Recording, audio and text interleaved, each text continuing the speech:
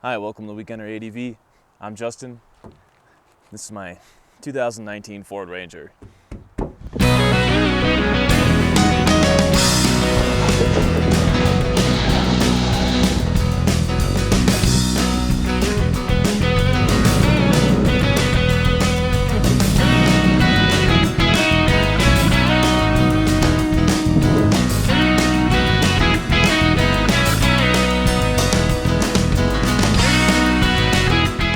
Why am I talking about a truck on a motorcycle channel?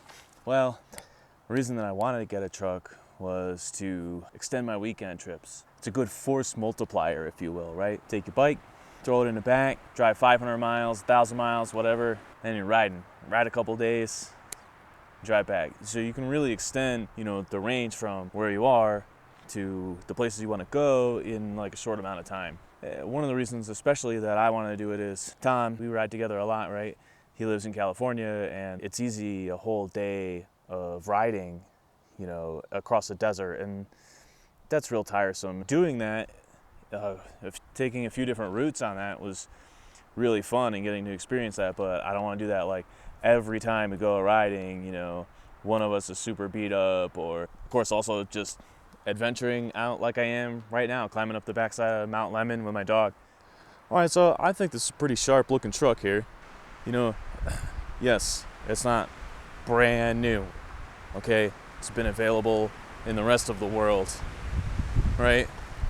And they just brought it back to North America, but, redesigned some of the stuff.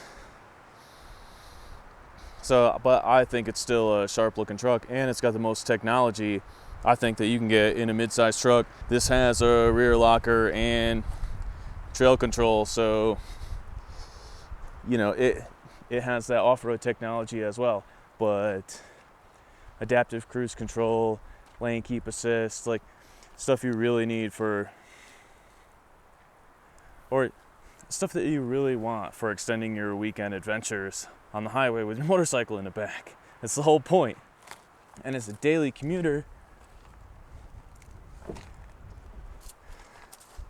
this guy's comfortable inside. I think so. I have the XLT with the cloth. Yeah, I think the leather on this truck sucks. I didn't want it, but I drove one with leather just to try it out, and there's no texture on it or perforations, and basically it's just like a smooth piece of leather that suction cups to your back and makes everything gross. But here in this package, the technology package or what have you, it's like Group 302A. Plus the technology package gets you like Sync 3, automatic climate control. So I just set the temperature and let her rip. Heated seats, you get adaptive cruise control, and the sticker price on this particular truck with the FX4 package and these cool wheels is just under $41,000, $40,600 and something. I think that's a lot of bang for your buck. It's a huge bang for your buck.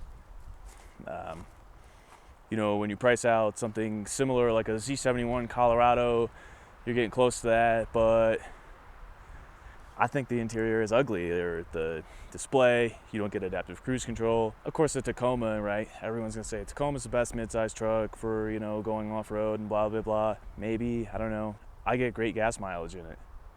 21, 22, driving to work in the city.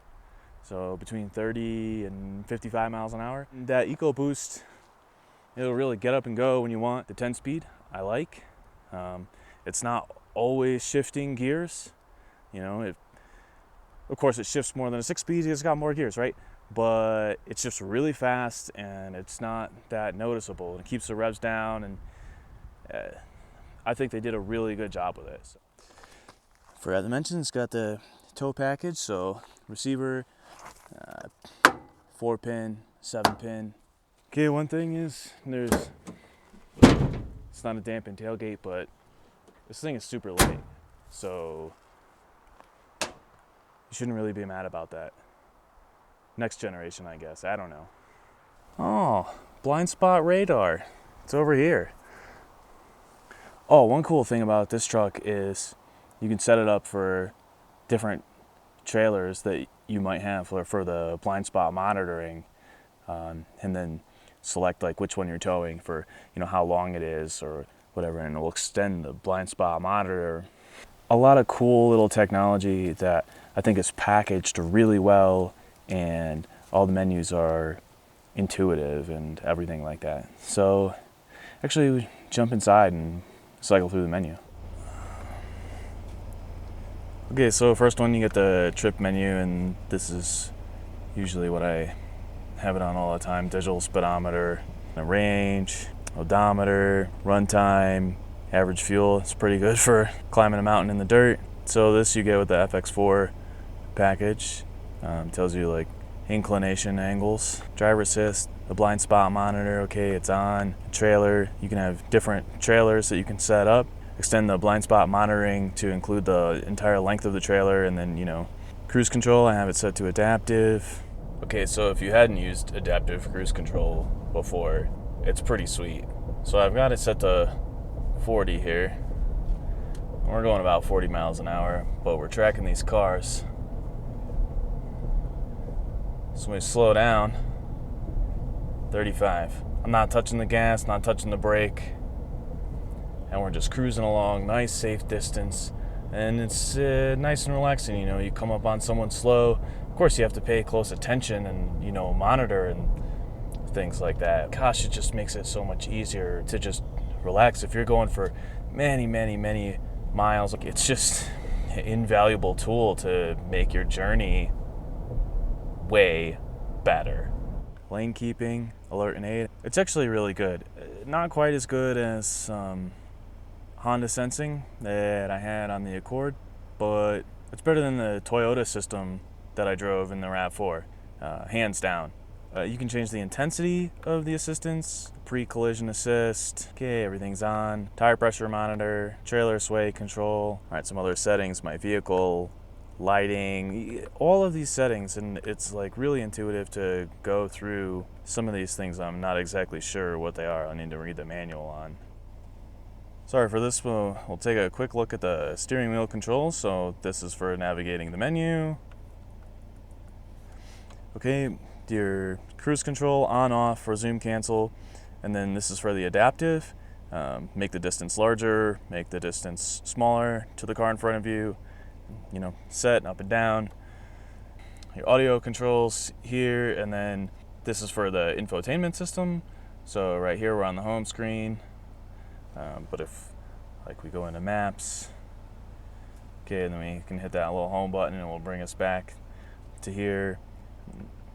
Settings, and you know, the rest is kind of self-explanatory. Phone, and I want to talk to you and whatever.